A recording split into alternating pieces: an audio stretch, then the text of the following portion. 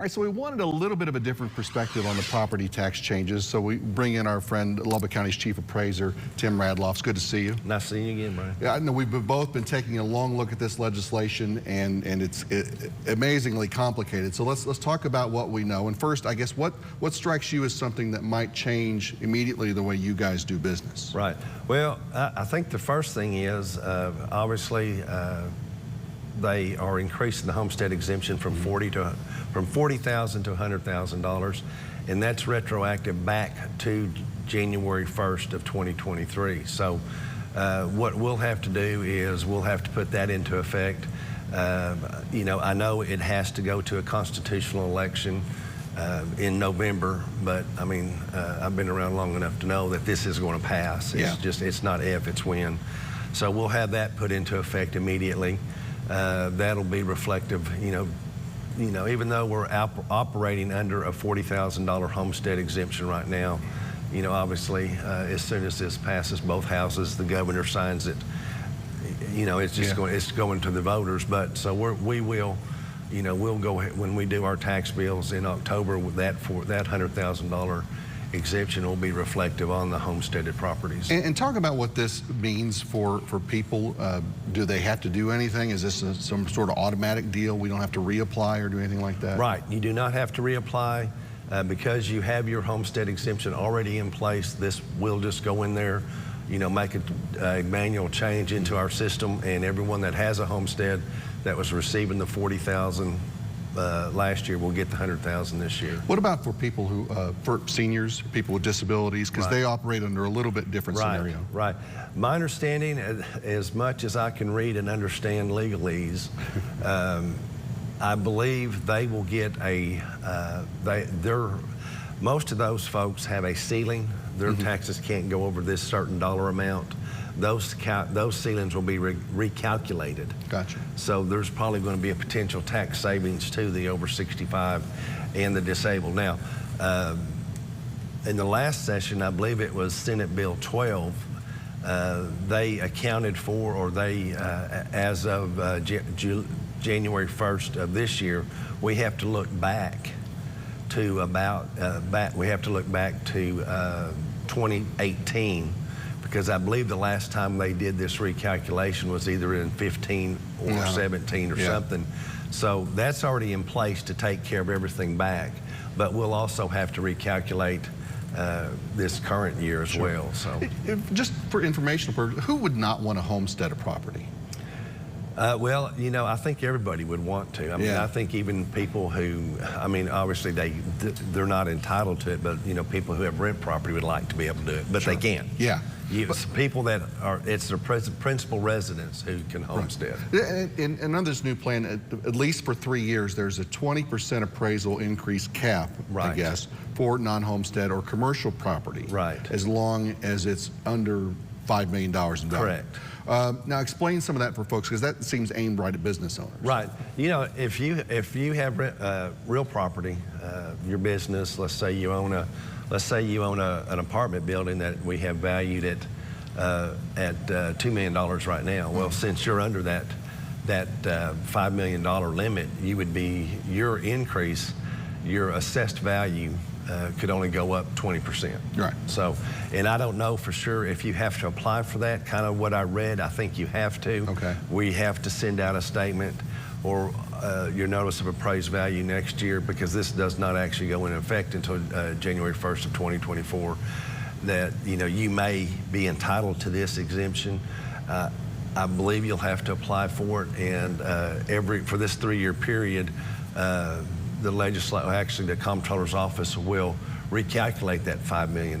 So it's going to be tied to the consumer price index, I believe. Inflation and things like that. Kind of thing like that. So it may be $5 million in 24. It may be 5.5 in 2025. Right. That's something we'll have to look at. They talked about this as sort of a circuit breaker plan, but it's not a circuit breaker as far as how I've heard it referred to in the past, where it's more on the tax based on your ability to pay. So what do they mean by that then? You know, I've tried to figure that out too, and I don't know. I mean, that's kind of what I figured. That when they said a circuit breaker, that's what I started thinking of. But, you know, I think I don't know what they meant by that, but when I look at this, I see this as another exemption that the appraisal district has to administer, which that's fine. We'll do it. A circuit breaker, I really couldn't tell you what they meant by that. Yeah, well, you and me both here, so we will keep that under our advisement here as we go forward. But, as far as homeowners go, some folks were already capped on how much their home values could go up in a year. Does that change at all? And kind of explain what that's all about. Okay, right now, if you have a residential homestead, you have the most your property can go up over the prior year, your assessed value, the value you pay taxes on, can only go up 10% over the prior year's value unless you've added square footage or added an outbuilding or something to your property. So, right now your homesteaded property is what has that actual homestead cap on it. All the other properties right now do not. Gotcha. But, come January 1st of next year, there's going to be a lot of caps. There's going to be a cap in place for a lot of properties. Right. So important to kind of know what yours is for your situation too. Now, you're the chief appraiser, but not part of the appraisal board. Is that right? That is correct. Because as I understand it, those folks will now have to run to keep those positions, right, on a ballot in an election. Well, the way it is right now is, there's a lot of boards in the state that have more than 5 members on them. Fortunately, our board only has 5 members. So those 5 members, the way I read the bill is they will allow 5 members to be appointed by your taxing units. You'll have 3 members that will be elected in a general election, which in this case I believe will be next May, for them to take office next July. So you'll have 3 members that'll be elected from a general election.